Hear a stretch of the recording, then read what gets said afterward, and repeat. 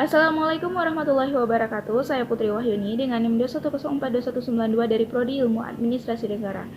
Baiklah, video ini saya buat untuk memenuhi tugas mata kuliah Ekonomi Publik dengan dosen pengampu Bapak Hidayatul Fajri, SAP MPA.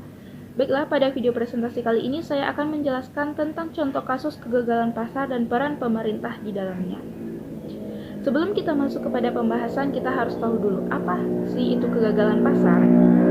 Kegagalan pasar mengacu pada kondisi di mana mekanisme pasar tidak bekerja sehingga menciptakan ketidakefisienan di pasar, di mana permintaan, penawaran, dan harga tidak berada dalam kondisi equilibrium atau ketidakseimbangan. Sebagai akibatnya, pasar gagal mengalokasikan sumber daya ekonomi dengan cara yang paling efisien. Selanjutnya, kegagalan seperti itu umum terjadi. Pasar tidak mungkin beroperasi secara sempurna. Kita dapat melihat beberapa perusahaan menghasilkan limbah membahayakan, juga pemerintah seringkali menetapkan kontrol harga untuk barang tertentu, serta di beberapa pasar, perusahaan memiliki kekuatan harga karena mendominasi pasokan di pasar. Itu semua berkontribusi terhadap kegagalan pasar. Kegagalan pasar akhirnya memunculkan inefisiensi alokatif di mana konsumsi barang terjadi berlebih atau berkurang. Selanjutnya, faktor penyebab kegagalan pasar diantaranya itu yang pertama, praktek monopoli atau oligopoli, yang kedua barang publik, yang ketiga eksternalitas, dan yang keempat informasi yang tidak lengkap atau asimetris. Selain faktor-faktor tersebut, aktivitas pasar juga dipengaruhi suatu regulasi atau peraturan. Dalam hal ini, yang berkaitan dengan pemerintahan seperti pajak, subsidi, upah minimum, dan pengaturan harga.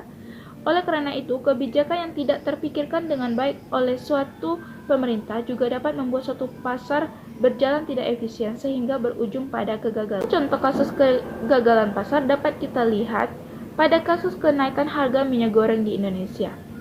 Seperti yang kita ketahui, kenaikan harga minyak goreng di Indonesia terjadi sejak akhir tahun 2021 sampai saat ini belum terselesaikan. Dan berdasarkan pada data tren harga minyak goreng nasional, dapat kita lihat bahwa kenaikan harga minyak goreng di masyarakat cukup naik secara signifikan. Selanjutnya, penyebab kenaikan harga minyak goreng di Indonesia yaitu disebabkan oleh beberapa faktor. Di antaranya yang pertama, terjadinya lonjakan harga minyak nabati dunia. Kenaikan harga minyak goreng saat ini dipengaruhi oleh harga CPO dunia yang naik menjadi 1.340 metrik ton US dollar, dan menurut data investing.com, harga CPO berada di level 2010 per ton pada Rabu 9 Maret 2022 di Bursa Komoditas Rotterdam. Harga tersebut diketahui menanjak sekitar 10,14% dari penutupan sebelumnya yang hanya 1.825 per ton. Faktor yang kedua yaitu gangguan cuaca yang menekan tingkat produksi minyak nabati. Yang ketiga yaitu permintaan biodiesel untuk program B30. Pemerintah memiliki program B30, yakni mewajibkan pencampuran 30% biodiesel dengan 70% bahan bakar minyak jenis solar.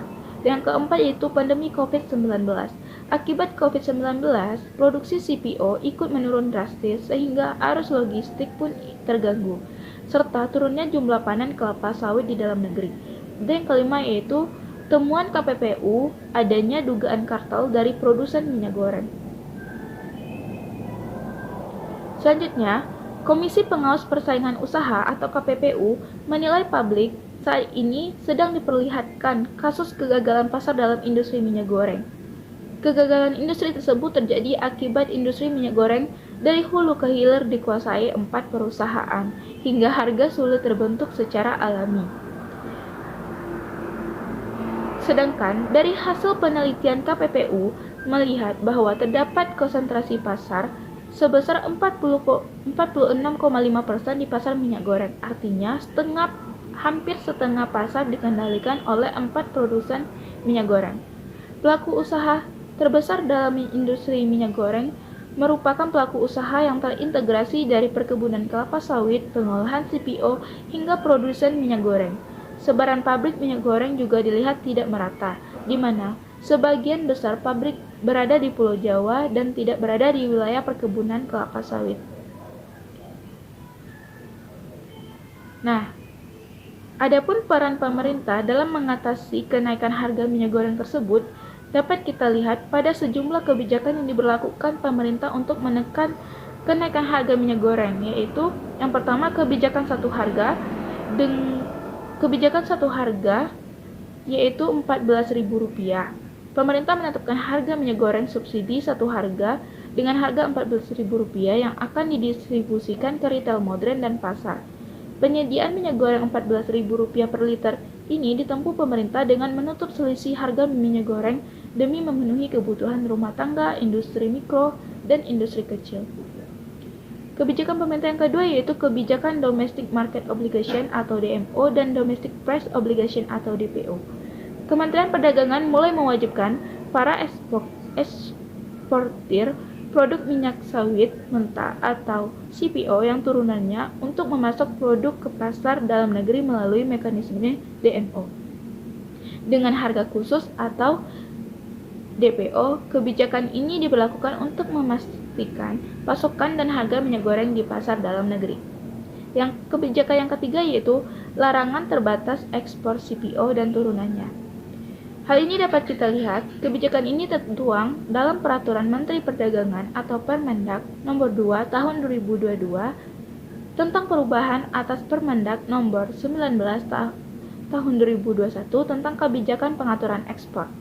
Dalam poin 18, lampiran 1, bahwa 9 kode HAS produk dalam kategori CPO, RBD, palm oil, dan minyak jelantah harus mengantongi persetujuan ekspor atau PE untuk pengajuan permohonan pemuatan barang untuk ekspor.